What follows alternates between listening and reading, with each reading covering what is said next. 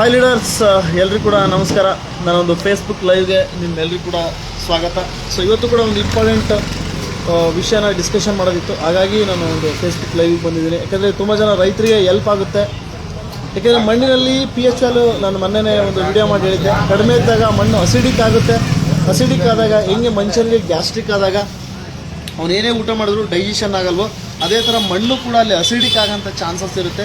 pH value ನೀವು ಕರೆಕ್ಟಾಗಿ ನೀವು ಸಾವಯವ ಇಂಗಾಲ ಮತ್ತು pH ವ್ಯಾಲ್ಯೂ ನೋಡ್ಕೊಂಬಿಟ್ರೆ ಒಂದು ಒಳ್ಳೆ ಇಳುವರಿನ ನಾವು ಪಡ್ಕೋಬೋದು. ಯಾಕೆಂದರೆ ಇವತ್ತಿನ ದಿನಮಾನಗಳಲ್ಲಿ ಏನಾಗಿದೆ, ಎಲ್ಲ ಕೆಮಿಕಲ್ ಪ್ರಾಡಕ್ಟ್ ಯೂಸ್ ಮಾಡ್ತಾ ಇವತ್ತು pH ವ್ಯಾಲ್ಯೂನೂ ಕಡಿಮೆ ಆಗಿದೆ, ಸಾವಯವ ಇಂಗಾಲದ ಪ್ರಮಾಣವೂ ಕಡಿಮೆ ಆಗಿದೆ. ಹಾಗಾಗಿ ನೀವು ನ್ಯಾಚುರಲ್ ಆಗಿ ಇಕೋ ಫ್ರೆಂಡ್ಲಿ ಅದೇ ರೀತಿ ಕೆಮಿಕಲ್ ಬಳಸದೇ ಈಸಿಯಾಗಿ ಈ ಒಂದು ಈಸಿ ಮೆಥಡಿಂದ ಈ ಒಂದು ಪ್ರಾಡಕ್ಟಿಂದ ನೀವು ನಿಮ್ಮ pH ಲೆವೆಲ್ನ ಇನ್ಕ್ರೀಸ್ ಮಾಡ್ಕೋಬೋದು. ನಿಮ್ಗೆ ಏನಾದರೂ ಕಡಿಮೆ ಇದ್ದರೆ 5.5, 6 ಇತ್ತು ಅಂದರೆ ನೀವು ಅದನ್ನು 7ರಿಂದ 7.2, 7.3ವರೆಗೂ ಕೂಡ ಇನ್ಕ್ರೀಸ್ ಮಾಡ್ಕೋಬೋದು.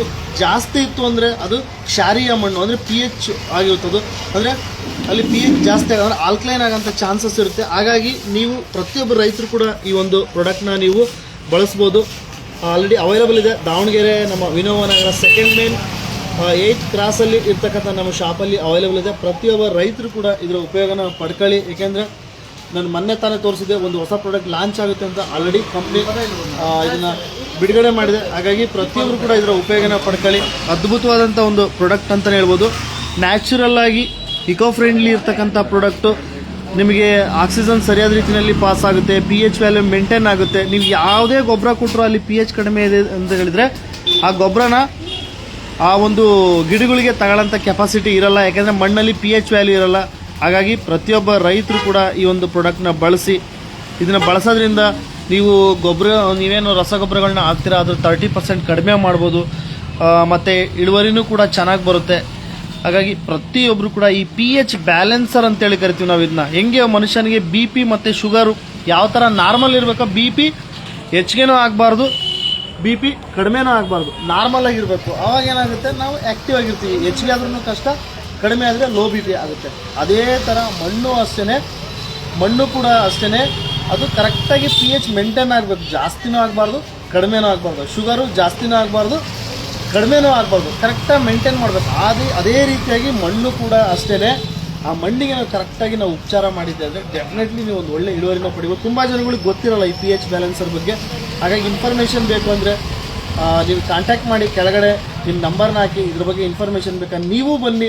ಇದು ಆ್ಯಕ್ಚುಲಿ ಹೇಳ್ಬೇಕಂದ್ರೆ ನಮ್ಮ ಕಂಪ್ನಿ ಏನಿದೆ ಇದು ರೈತರಿಗೋಸ್ಕರನೇ ಇರ್ತಕ್ಕಂಥ ಒಂದು ಕಂಪ್ನಿ. ಇವತ್ತು ನಾವು ಹೊರಗಡೆ ಎಲ್ಲ ಪ್ರಾಡಕ್ಟ್ನ ಯೂಸ್ ಮಾಡಿ ಇವತ್ತು ಏನಾಗಿದೆ, ಇವತ್ತು ಭೂಮಿಗೆ ನಾವು ಕೆಮಿಕಲ್ ಕೊಟ್ಟು ಕೂಡ ಇವತ್ತು ನಾವು ಒಂದು ಒಳ್ಳೆ ಇಳುವರಿ ಪಡಿತಾ ಇಲ್ಲ, ಒಳ್ಳೆ ಆದಾಯ ಬರ್ತಾ ಇಲ್ಲ. ಬಟ್ ಇಲ್ಲಿ ಆದಾಯನೂ ಬರುತ್ತೆ, ಇಳುವರಿನೂ ಬರುತ್ತೆ, ಭೂಮಿನೂ ಚೆನ್ನಾಗೂ ಇರುತ್ತೆ. ಇಕೋ ಫ್ರೆಂಡ್ಲಿ ಪ್ರಾಡಕ್ಟ್ ಇದು.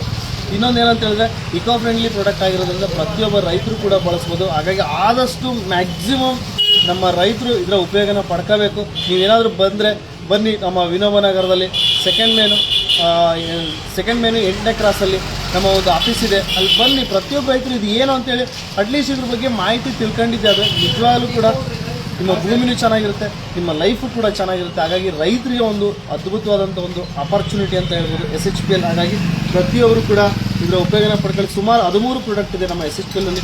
ಆರ್ಗ್ಯಾನಿಕ್ ಪ್ರಾಡಕ್ಟ್ ತುಂಬ ಇದೆ. ಇದು ಹೊಸದು ಇನ್ನೊಂದು ದಿವಸ ಬರುತ್ತೆ.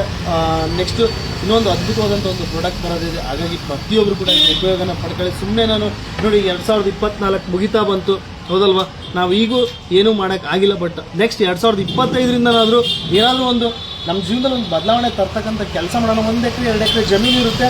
ನಾವೇನು ಮಾಡ್ತೀವಿ, ಒಂದು ಅಡಿಕೆ ಹೊಲ ಇತ್ತು ಅಂತಂದರೆ 1 ಎಕರೆ 2 ಎಕರೆ ಜಮೀನು ಇರುತ್ತೆ.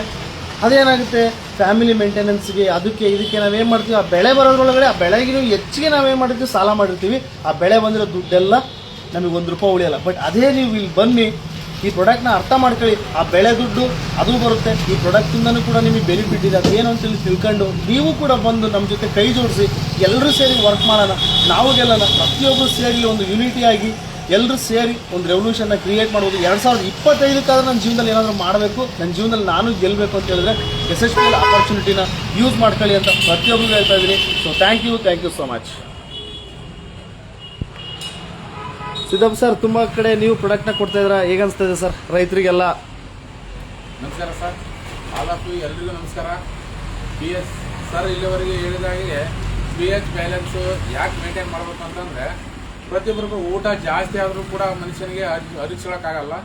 ಪೂರ್ತಿ ಊಟ ಇರಲಿಲ್ಲ ಅಂದ್ರೂ ಕೂಡ ಹಸುವಿನಿಂದ ತಡ್ಕೊಳಕ್ಕಾಗಲ್ಲ. ಊಟ ಸಮತೋಲನದಲ್ಲಿದ್ದರೆ ಮಾತ್ರ ಮನುಷ್ಯ ತುಂಬ ಆರೋಗ್ಯವಾಗಿರ್ತಾನೆ. ಮಣ್ಣು ಕೂಡ ಅಷ್ಟೇನೆ. ಮಣ್ಣು pH ಬ್ಯಾಲೆನ್ಸು ಸಮತೋಲನವಾಗಿದ್ರೆ ನಮ್ಮ ಬೆಳೆ ತುಂಬ ಚೆನ್ನಾಗಿ ಬರುತ್ತೆ. ನೀವು ಯಾವುದೇ ರೀತಿಯಾಗಿರ್ತಕ್ಕಂಥ ಗೊಬ್ಬರ ಆಗಲಿ ಪೋಷಕಾಂಶಗಳನ್ನಾಗಲಿ ಭೂಮಿಗೆ ಯಾಡ್ ಮಾಡಬೇಕಂತಂದ್ರೆ pH ಬ್ಯಾಲೆನ್ಸು ಸಮತೋಲನದಲ್ಲಿರಬೇಕು. ನಾನು ಎಕರೆಗೆ 5 ಕ್ವಿಂಟಲ್ ಹಾಕಿದ್ದೀನಿ ಗೊಬ್ಬರ, 6 ಕ್ವಿಂಟಲ್ ಹಾಕಿದ್ದೀನಿ ಗೊಬ್ಬರ, ನಂದು ಯಾಕೆ ಇಳುವರಿನೇ ಚೆನ್ನಾಗಿ ಬಂದಿಲ್ಲ ಅಂತಾರೆ. ಅದು ಪ್ರಾಬ್ಲಮ್ ಏನಂತಂದ್ರೆ ಅಲ್ಲಿರ್ತಕ್ಕಂಥ pH ಬ್ಯಾಲೆನ್ಸು ಸರಿಯಾಗಿರಲ್ಲ.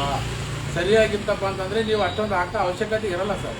ಬಟ್ ಏನಾಗುತ್ತೆ ಅಂತಂದ್ರೆ 1 ಎಕರೆಗೆ 40 ರಿಂದ 50 kg ಗೊಬ್ಬರ ಕೊಟ್ಟರೆ ಎಕ್ಸಸ್ಸು.